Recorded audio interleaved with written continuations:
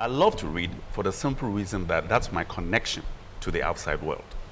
I love to read in the sense that that's my connection to people that I really admire. I love to read in the sense that I want to improve on my own skills, the way I look at life, the way I perceive my reality in relation to someone else's reality. I want to know how, for example, Nelson Mandela thinks because he's written books. I want to know how Chinua Achebe thinks because he's written books. I like to know how some of the authors like Charles Dickens, how he thinks. I want to know his methodology. I like to read because I'm quite interested in people like Steve Biko. I'm interested in people like Winston Churchill. I'm interested in some of the early discoverers. I'm very interested in Kwame Nkrumah. I'm interested in Ephraim Amu. And because I didn't meet them personally, but the only way I can relate to them, connect to their minds, because these are powerful minds, is through the work that they've done or the work that other people have done about them. There's a book that I'm reading now on Kwijilagri. I bought it from Legon. It's a little book about this man and his vision for Africa. So these are the reasons why I read. I'm here, I don't want to be by myself. I want to surround myself with people that I respect, people who think. I like to surround myself with people whose character I can emulate to improve my own standard, so to speak. Children don't listen that much. They watch.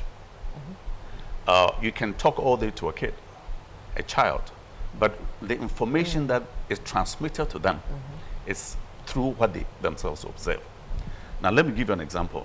If a child lives in a home where the parents read with interest, where the mother reads with interest, where the father reads with interest, or the older siblings read with interest, there's that automatic attraction to that particular activity. Now, look at the converse of that, where the mother doesn't read, the father doesn't read, nobody else reads, and there are no books around.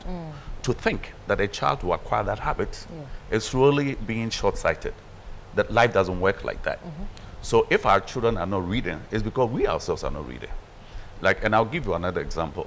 I remember, I used to read The Economist. I still do weekly. And my daughter must have been about 2. The second one must have been about 2. She realized that the magazine was very important to me. Because on Saturday mornings when I'm not working, that's the first thing that I do. So she tried to understand what it is that I was doing. Because there was such a deep attraction to what I was doing. So what she would do, she would sit on my lap and say, Daddy, I want to read with you. This is about 2 years old. And I said, well, okay, let me read to you, okay? This is E. This is S. This is S. This is I. Guess what it is? It's your name. It's Essie. Did you get it? So that's how I pulled her interest into what I was reading. In no time, she could identify E, S, S, I from The Economist. You see, the headline is Economist, but I picked the alphabets that spell her name. Before long, she was telling me, Daddy, I can read. I said, what can you read? I can read my name, E-S-S-I. Now, she was in an infant school, but she changed the school culture because the other kids found out that she can spell her name. It started with her own interest. It was never in my mind to develop it that way, but it just happened. This was in the US, by the way. So she changed the school culture. Because they wait till the kids are about 4 before they started teaching them alphabets and so on. But she changed the culture because all the kids wanted to be like her. So Essie can read her name. Me too, I want to read my name. So the school had to change their course. Had I pulled her in this particular situation that I'm talking about, had I pulled her and said, today I'm going to teach you reading, it will not work. You want to find the right time in which to pull them in. But you want to pull them in based on their own strengths, their own aptitudes, and their own curiosity. And that makes it much easier. After that, she took it upon herself to learn to spell her last name. She took it upon herself. Frankly, she was a kid, but she was learning to read from The Economist. Because what she would do, she'll pick the simple words. She can identify T-H-E. She can identify S. She can identify door. The little things in the reading, that was enough for her. And I've also done programs even with the junior students who are doing the BECE in Form 1, where I said if my little girl could do that, not forget about my little girl, if any little kid can begin to be that adept at reading, then I want to use the same methodology for teaching JHS 1. And before you knew it, The difficulty is for them to see the first paragraph and make sense out of that paragraph. And then the rest of it becomes a matter of routine. And they pick it up like that. Young people learn faster than you and I put together. But we can never underestimate the ability to acquire skills. That might even go beyond the adult. Our role as parents, our role as teachers, is to create that to use the Ghanaian expression, that enabling environment, that to make someone want to read way beyond their own level. We are the models. I've also started, okay, now let me answer your question by relating it to a program that I've done in another school, a school called Sunflower in Kaneshie, where we're concerned about the same things that I'm here for. And it's a basic school. So the proprietors were very interested about our discussion here. That how do we get the young people to read? So now we have to introduce a reading culture in the school. So from 8 o'clock in the morning till 8:30, nobody does anything except to read. We want the kids to see adults in that situation. The only people who were not reading at that time were the people in the kitchen because they had to go by a certain schedule. But outside of that, everybody was reading. Now, those in the low ones cannot read. So what you do is that teachers read to them.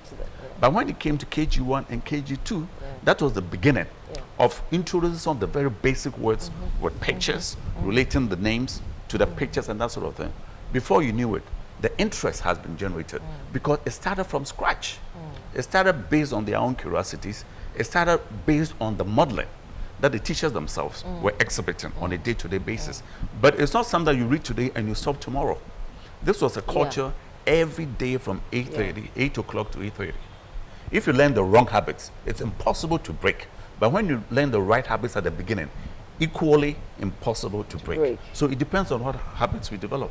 It's as simple as that. You see, what you do, you draw in their creativity. You draw in their curiosity. Education, Latin is called educare, to lead people into things. So the first you want to do is to lead young people into the right habits, but in a very user-friendly way. It's not by coercion. It's by adapting to a habit that's inherent and ingrained in you as an adult. And then they realize that this is the way to go. Because my mother is doing it. My father is doing it. My uncle is doing it. So for us, as a country, not to develop ourselves as grown-ups at that level and expect younger people to do it, that's hypocrisy. It never works. So now, you being an instructor, a teacher instructor, okay, what have you found with the training that you have given? What are some of the things that you find with the teachers? Do you find the teachers loving to read themselves? Some do, but most don't. The worst thing that we can see our vocation is to see our vocation as a chore. That makes it very difficult to go to work. Another way to look at your vocation is for you yourself to be interested in what it is that you do. And also to have a long-range plan.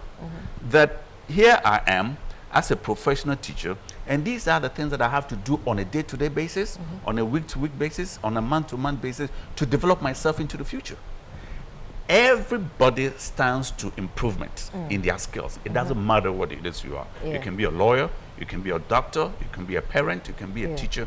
We need to set yardsticks for us that are based not on mediocrity, but being the best that we could possibly be. It's a moral and spiritual commitment to God. I believe that. Now, you have an article here dated the 18th of March. In fact, just last month, 2013. Now, it's the Daily Graphic, right? It says, the country that stopped reading, revisited. The country that stopped reading, revisited. Now, you have something here in one of the paragraphs. It says, children must learn to read before they can read to learn any subject. That's the point. The issue of reading, when we talk about reading, some people tend to think that, well, reading is probably about reading storybooks or just your exercise books and all that. But if you really don't have an interest in reading, you find it difficult learning. Do you think a lack of interest in reading is what may account for some of our children shying away from their books? That is the point. You see, when you give, first of all, let me tell you why it's important for everybody to read. Let's look at some of the accidents on our highways, for example. I mean, if the speed limit is 60 kilometers per hour and the person can't read it, or if it tells you there's a turning in the corner and you can't read it or even identify the symbol, identifying symbols are akin to reading. Now, coming back to young people reading, have to learn to read. before they can learn other subjects. That's very relevant. I mean, what subject in the world can you be adept at if you don't know the language of that particular discipline? And it all boils down to reading. Every subject has its own vocabulary. If you're going to get into law, it's got its own vocabulary. If you want to get into medicine, it's got its own vocabulary. Even to be a good parent. A lot of people think they are good parents just because they have children.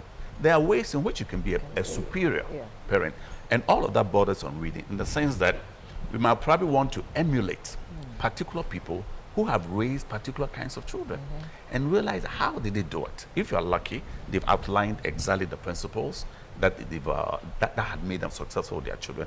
And we want to also emulate that. It all comes through reading.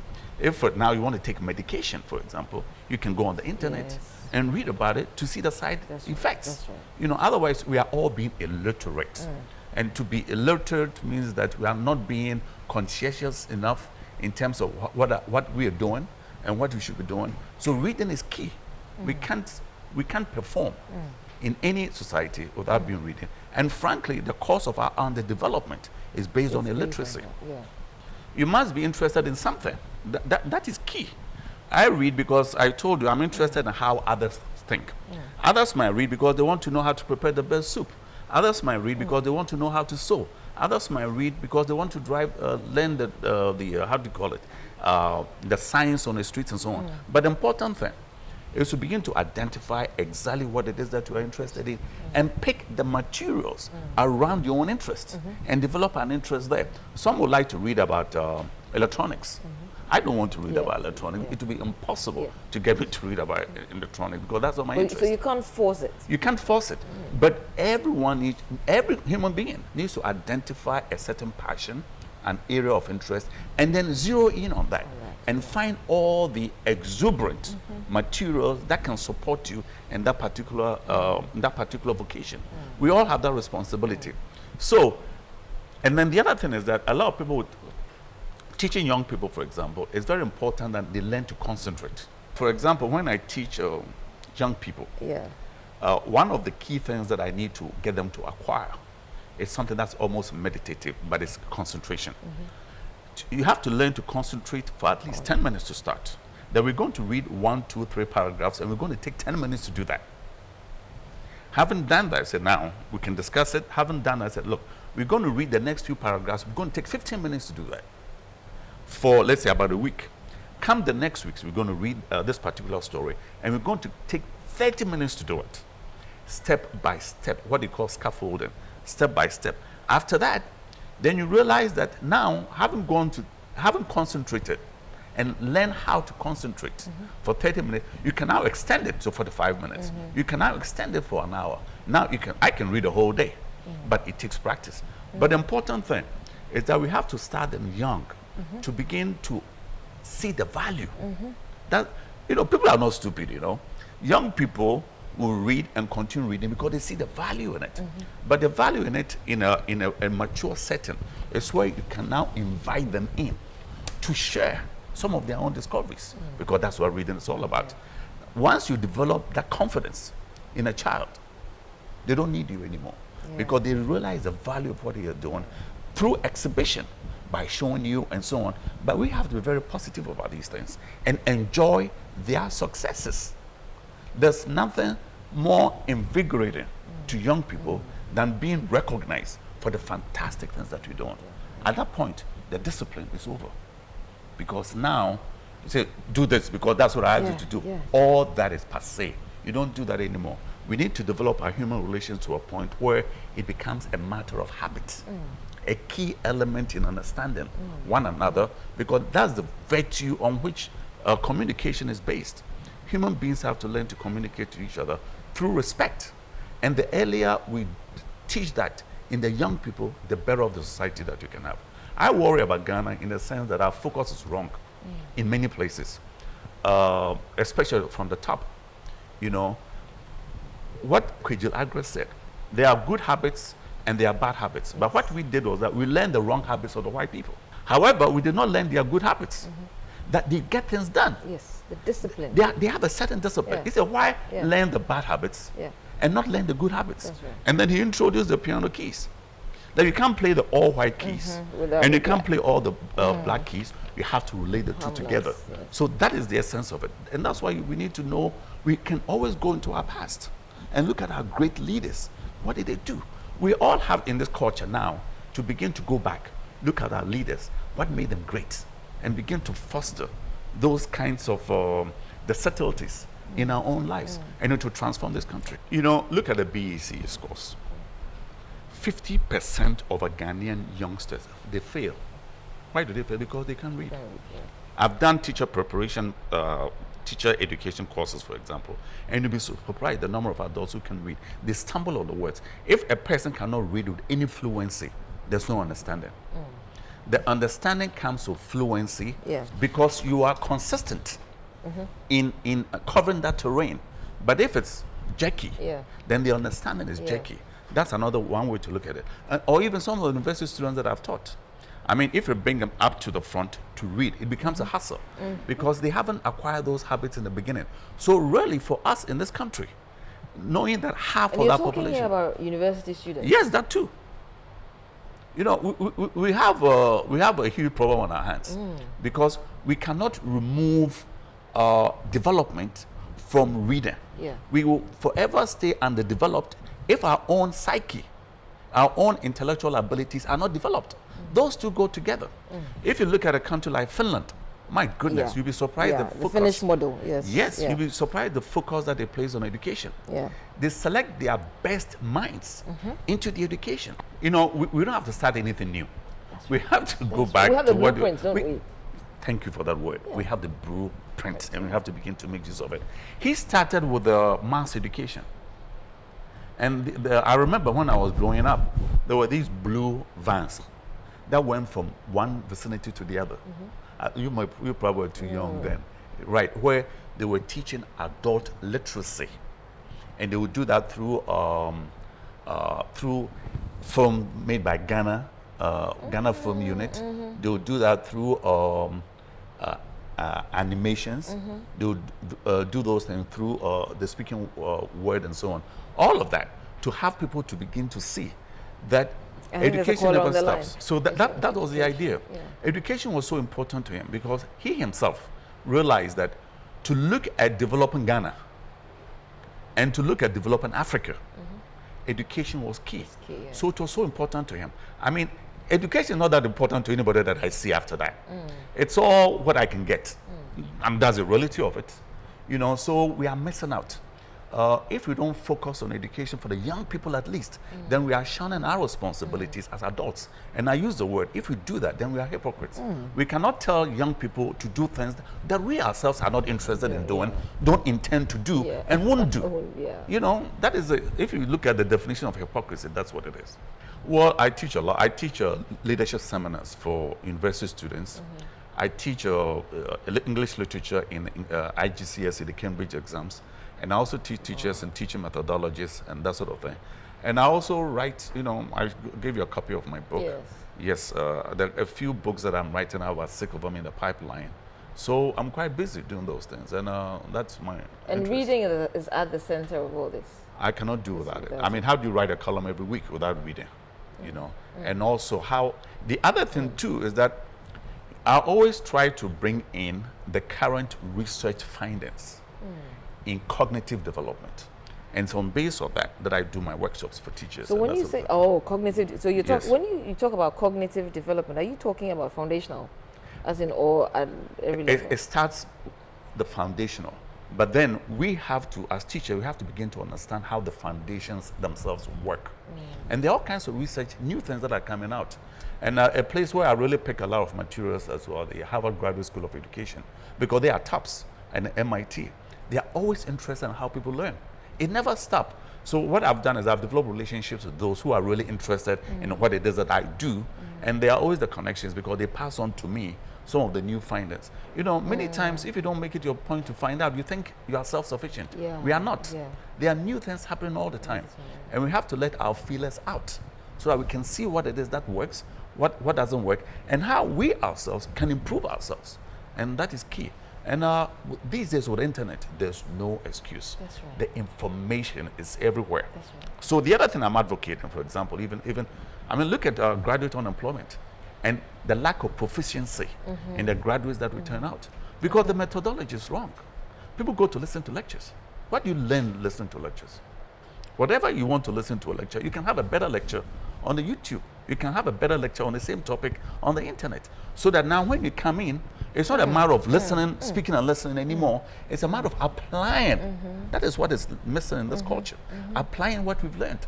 Everybody is repeating information. Who will, how do you call it, employ you, put you behind a desk and say, repeat information to me and I'll pay you every month. So that is the mindset that we have to develop. It's what we are capable of doing. And then I trace it back to Kwesi Library again. He said, don't tell me what you know. Show me what you can do. You see, all of that, like you use the word, the blueprints are there. And we have to begin to respect our elders, especially people like Ifrimamu, who made his own drums. You know, who made his own instruments. He said, look, to capture African instruments, we have to develop, to capture African sounds, we have to develop our own instruments. These are the thinkers. Why have we left them in the back and we're following things that don't work? You know, the first thing you do is to develop an interest that can be infectious. So another project that I did in the school, John Tay, is where I realized that education is important and writing is important. So we have to see the young people themselves as writers. That's the first thing to do. So how do you start? We started very benignly. That what are the stories that you know? We started talking about this and giving it some credence to for us to know that what we're doing is important. After that, we got them to write maybe 1 or 2 paragraphs about stories. Before we knew it, we could write full-fledged stories about 200-300 words and so on. And then guess what we did? You develop a syntax. You develop a syntax using the same words as the young people themselves use. If you change it, they will feel that it's not my work, it's the teacher's work. So that's another profession altogether. How do I use the same words that you used, but you want to bring it out in a way where it's now sophisticated? And then we publish the book. These kids were in the elementary school. We published their books so that when they were in JHS 1, JHS 2, their books were being taught as bona fide reading materials and literature in the same school. What beats that?